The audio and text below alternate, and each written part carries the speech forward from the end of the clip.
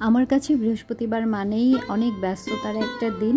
সকালবেলা উঠেই আমি আমার রুমের বিছানার চাদর টাদর সব পাল্টে ফেলেছি। এরপরে ঘরের প্রতিটা আনাচে কানাচে ভালো করে আমি ক্লিন করে নেই, যাকে বলে একেবারে ডিপ ক্লিন আর কি। আমার বাসাটা যেহেতু দোতলায়, তাই ভীষণ ধুলা পড়ে, আমাকে সব সময় সব কিছু ঝেড়ে মুছে পরিষ্কার রাখতে হয়।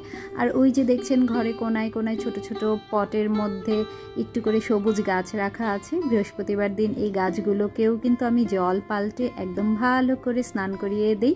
তো স্নান করার পরে গাছগুলো দেখতে এত সতেজ লাগে যে মনটা জুড়িয়ে যায়, সেই সাথে চোখ দুটো। এই তো সারা দিন কাজের ফাঁকে ফাঁকে আবার একটু রান্নাও করেছি।